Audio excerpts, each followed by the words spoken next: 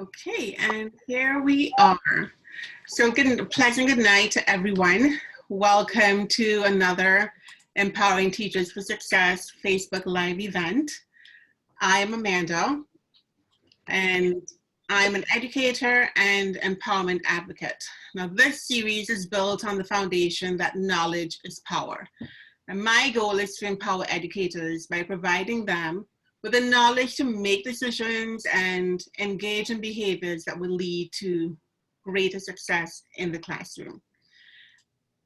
Now, it's my belief that parents are key to our student success, especially and essentially if teachers build relationships with parents and communicate on a regular basis. A number of deficiencies and classroom behaviors can be avoided, or misbehaviors, I should say. Tonight, my friend Dolores Nicolica agreed to share her family's experiences with us. Until I met Dolores, I was totally unaware of what is now known as sensory processing disorder. She lives with this disorder, and now so does her young son. Now, when I did some research on this, shows that SPD can go undetected or can mistakenly fall under the guise of autism or OCD. And hopefully by the end of tonight's chat, we would be more enlightened about sensory processing disorder or SPD and learn more about some of the symptoms or behaviors associated with the disorder, and perhaps what actions teachers can take in the classroom if they have such a student. So I'm going to bring on Dolores right now. And Dolores, I just want you to, tell me a little bit about yourself, and, then we're going to get more into the chat about the SPD, sorry. No problem. I'm a married mother. My husband and I live together with our 8-year-old son, Johnny, and we started noticing social behavior problems when Johnny was in daycare. But it never really became completely evident until he had begun going to school. And John attends Wilson Public School in Kitchener, Ontario, and they have been a phenomenal support for our family. They set John up with Kids Ability, which in turn, going to those appointments, we got to find out what was causing my son's misbehaviors. And through psychologists, he went to a psychologist, he went to a pediatrician, he got a speech therapist, and he got to see an occupational therapist. And throughout the multiple professionals that Kids Ability was able to put us together with, we found that John got a diagnosis of ADHD, generalized anxiety disorder, and mild sensory processing. There are multiple types of sensory processing, and John only has a few of them. Like myself, he shares the same ones I do. So there's visual, tactile, gustatory, olfactory, auditory, vestibular, and proprioceptive. We have a little bit of trouble with auditory, and some little bit, not a lot, of proprioceptive, which is a fancy word for touching. It's the touch sense and needing pressure. So in terms of the touch, sound and touch, can you give me an example of how it showed up in his behaviors and what teachers might have seen as misbehavior in the classroom? For John's misbehavior in the classroom, he constantly didn't want to pay attention to the task at hand because he was extremely distracted by the sand and water table in the classroom. Oh. Instead of participating with other children or doing the lesson, all he wanted to do was play in the dirt. And he's been that way since he could crawl. He's always been your typical old school boy who just wants to play with some trucks in the dirt. But even when we take him to the beach, now that he's 8 years old, he's just constantly running his hands through the sand. He finds it soothing. It's a calming mechanism for him. Okay. And on the other hand, he does respond very well to pressure. In tantrums that John has had, and his teachers are under order that they may, if need be, hold on to him with pressure to calm him. He finds that a good hug, like nice and tight, will calm him and get him to be able to now control his emotions again. Okay, so now And I'm just going to pitch in, I mean, like throw in a little wrench here. So now with COVID in the mix and all of that, and touching is probably not allowed, how would that impact that specific behavior? They can't hug him and you know, give him that pressure. we're having a meeting amongst the professionals that deal with my son right now tomorrow morning, and this is actually one of the issues. Because of COVID, when COVID started, he got to have his teacher back from grade 1 because the shuffling of the staff with the online learning versus the in-class learning, they had a bit of a shuffle. So she moved up to grade 3. For the first time ever, she was teaching grade 3, but for John, with all the changes due to COVID-19, there was the sense of security. He knows this teacher. He trusts this teacher. He loves this teacher. Right. So with the connection that he has with her, and her already knowing all of his triggers and how to help him from doing all of grade 1 with him, with the face mask and safety glasses, and she also wears disposable medical mask. Mm-hmm. She said she would hug him. It might be against protocol, but she knows what's best for him, and if he needs it, he needs it. And she's willing to go that extra mile with him. Right. And now, unfortunately, everyone had the choice whether to keep school or he's been put into a class, so all his behavioral issues are come up again. Mm-hmm. So now we're having a meeting tomorrow so that the new teachers can learn from the old and the comments that I have emailed in. Right. Because I'm not listening because of COVID. So I guess it is a challenge as well in terms of, I mean, being a parent, you have to be in constant communication with the school, with his teachers, you know, to find out what he's doing and how they can help him, or what they're expected to do to help him. Right? Yes, and you need to remain on the same page. Mm-hmm. Everything that works at home, I tell the school about.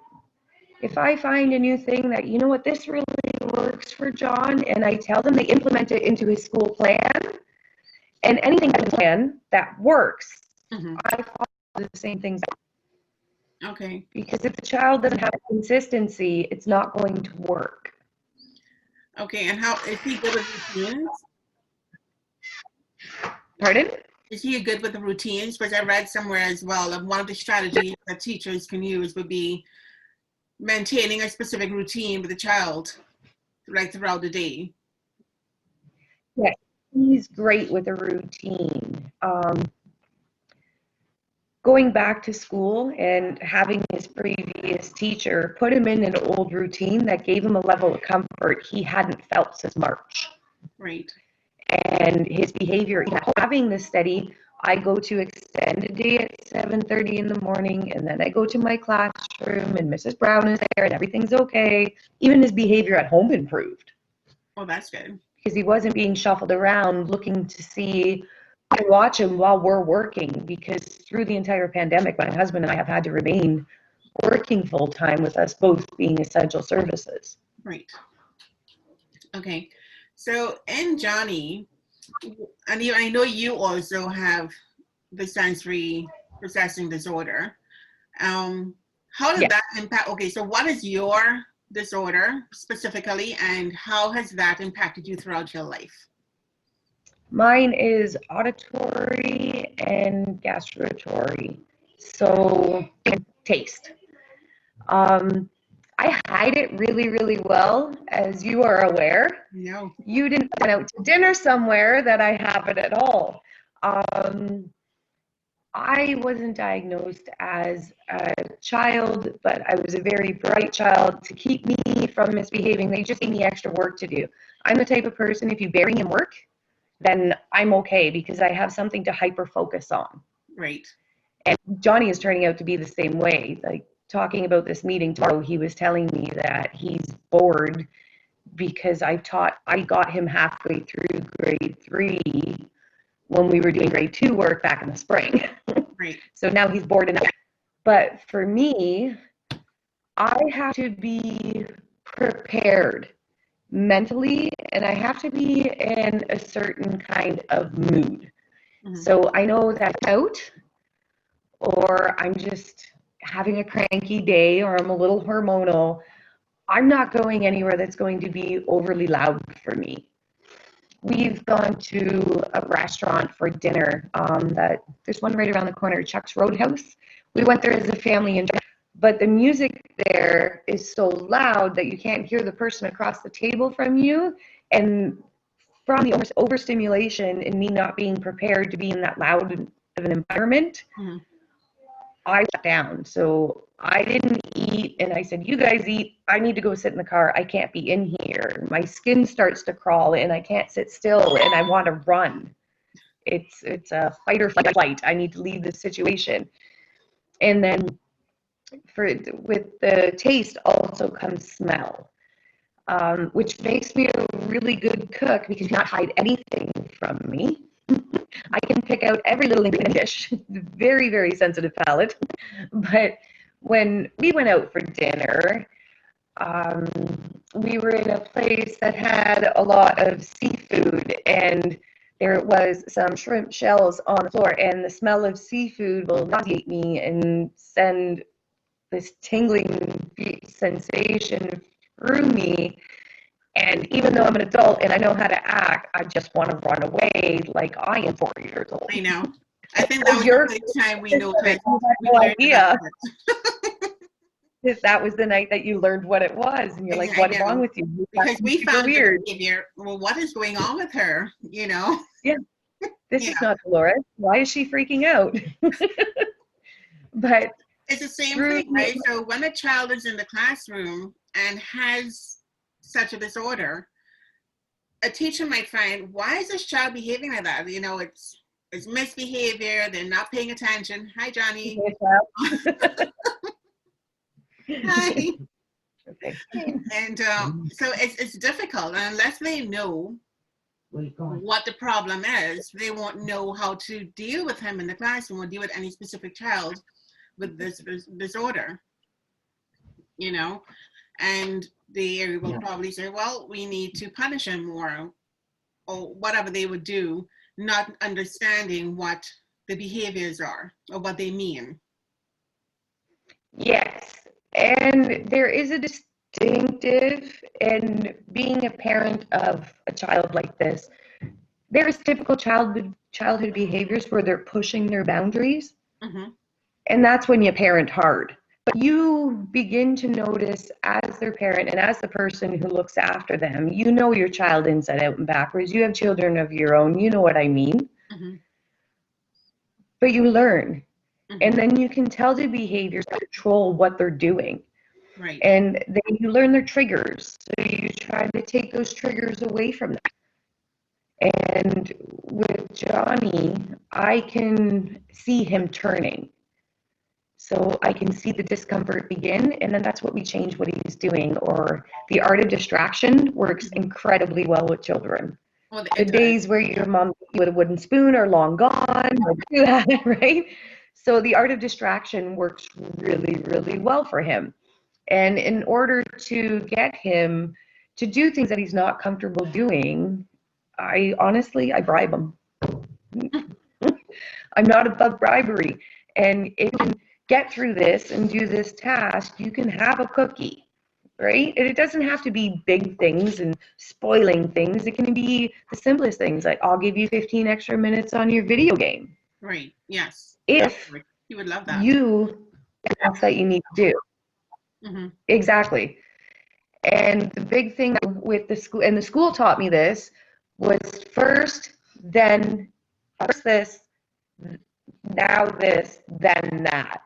Mhm. So he has a little course of what the type of work that he's going to be doing. So the subjects are broken up into these tiny little pictures, and they are all Velcro, and they go on his little board. So today, Johnny, first we're going to do social studies, then we're going to do math, and then you get your recite. So he's looking at that, going towards the goal that he wants. Right. So And that if he is does where, accomplish able to control himself, he gets some free time to draw. He earns free time. So that's what he, per se, is working at school. so that's where the routine comes in. So the teacher has actually put together that little scenario for him, or that strategy for him. So he knows that he's going to go through social studies or math or whatever in a specific order until he gets a break, or so he works with that, which is good. Yeah, they break the day down for him.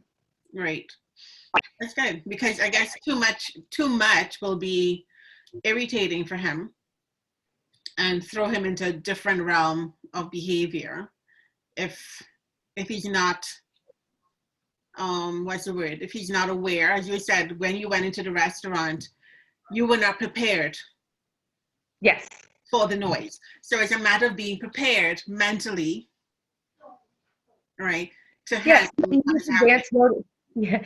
There's him and a couple other students, some of them with autism or ADHD, that get advance notice of the surprise fire drills they do for the school. So the school needs to conduct these fire drills on a regular basis to make sure that the school is a safe place for them to be and they know how to evacuate properly. Mhm. John will start about the fire alarm a week before, but it's a secret, Okay. right? So it's a secret. It helps that special bond too. Mhm. And he has head directly inside his desk. So if the class is getting too loud, he can slide on the headphones and try to pay Okay. attention to what's in front of him. Okay, so the noise canceling headphones. I Yeah. have that in here. And those are all provided by the school. It's not extra cost for the parents. Mhm. Okay. And the biggest thing is making sure that you have a say in their IEP. We didn't have IEPs when I was in school in the late 80s, early 90s. Mhm. School, we didn't have them. So the IEP, the individual education plan, you need to work with. You can't just leave it up to them to make those decisions. You have a say. You need to use your say.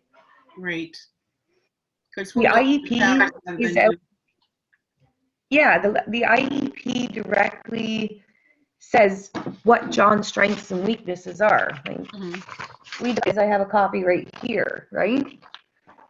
So the special provisions, the areas of strength for him are he enjoys being read to, drawing and gross motor activities, general knowledge, decoding, reading, and enjoys telling stories. But his areas of need, management and self-regulation skills, personal safety, social skills, managing a transition, and then focus.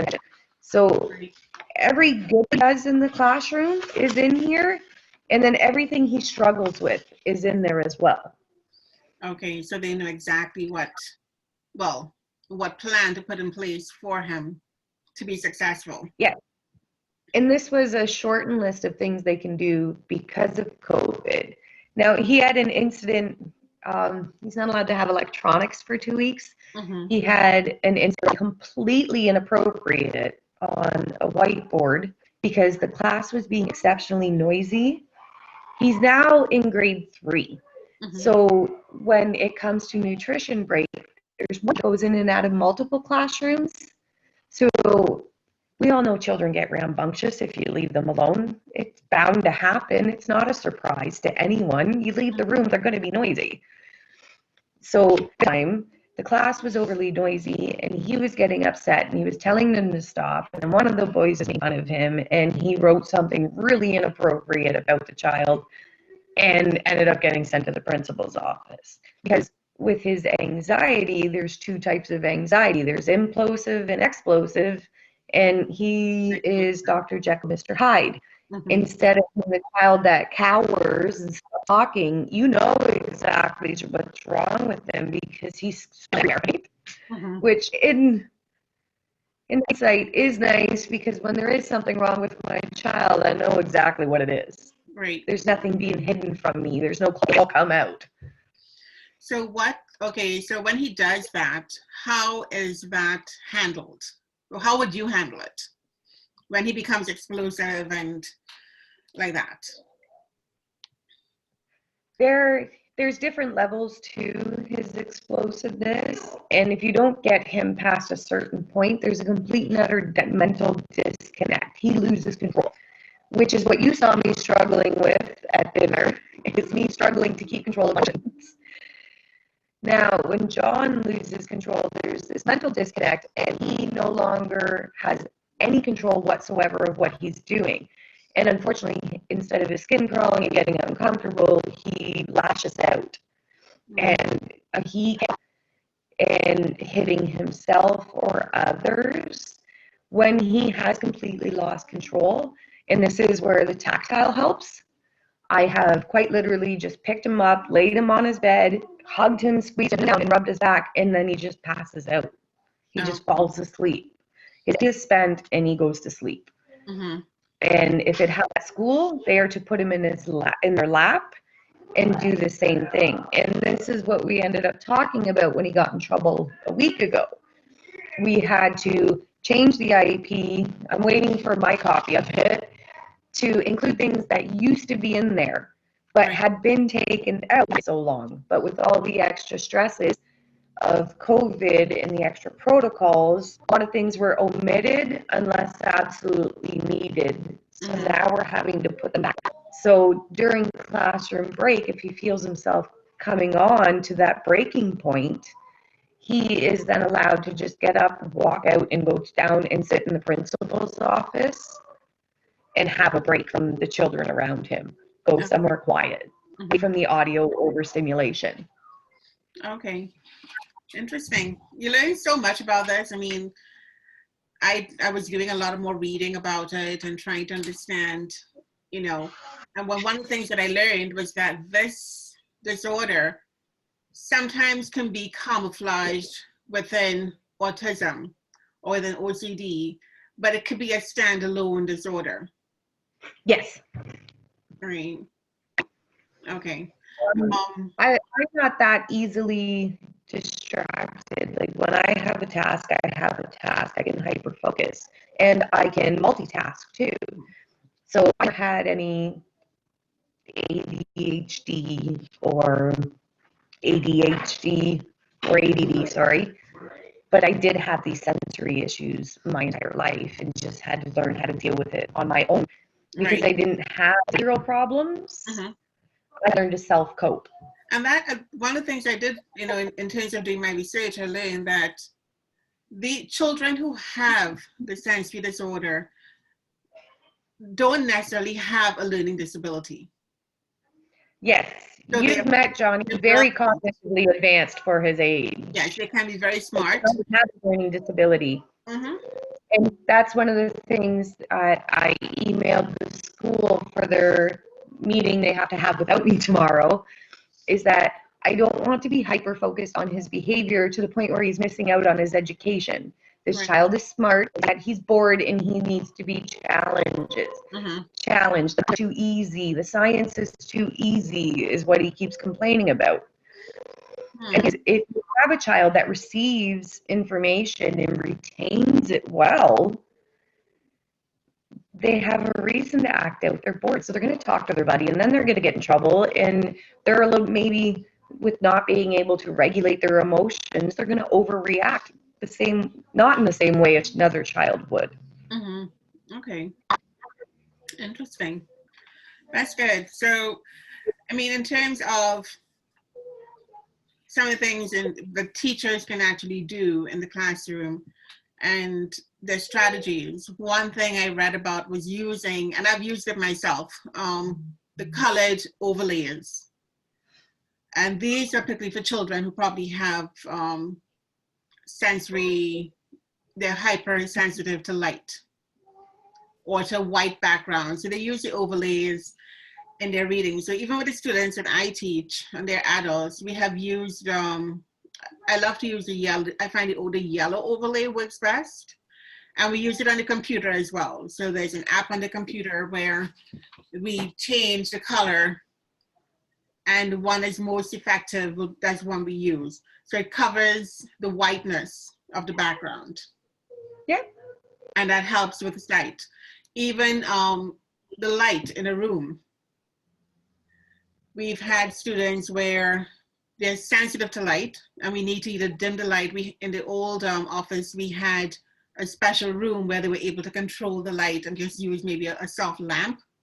Yeah, fluorescent lighting is terrible for headaches. Yeah. Even if you're not necessarily have a visual trouble with your sensory, fluorescent lighting is the worst lighting for you. And the best thing you can like that is get a yellow LED or go to the dollar store and get some incandescent bulbs, right? Mm-hmm. I myself, I like the warm light as opposed to the white and the strong LED lighting. They also talked about fidgets, like allowing, no, I don't know if Johnny uses fidgets. Does he like to use a fidget? He has what's called, and this is one of the school things the school does for him, he has a basket of tools. So they're not called toys. So the biggest thing they did was take the label of toy away. So it's not a fidget toy, it's not a squishy toy, it's a tool. So anytime that he's feeling fidgety or needs to touch something, he is allowed to go to the basket and get a tool. And he'll tell me, well, I couldn't sit still, and he was like, just really wanted to play. He calls it really wanting to play, but you can tell it's that sense of needing to touch something for him. He's not describing, but he is allowed to just get up, walk across the room, go to a basket of tools, and pick something to fidget with his hand while the teacher is reading the book or giving the lesson. Okay. So for him, he's getting it. That's good. And we just never call them toys. That's the big thing. If you call it a toy, every kid's gonna want you to call it a tool. Well, that's a good strategy. So it's his basket of tools, or he knows that's for him, and the others know that they can't touch it. Yeah. Right. And they also talked about decorating the classroom. I guess you don't want the over stimulation for the senses.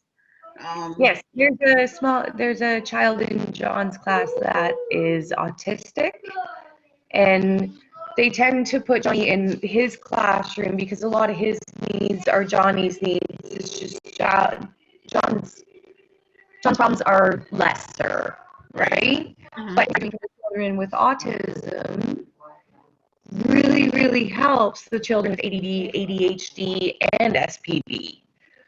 One treatment to cope is the same.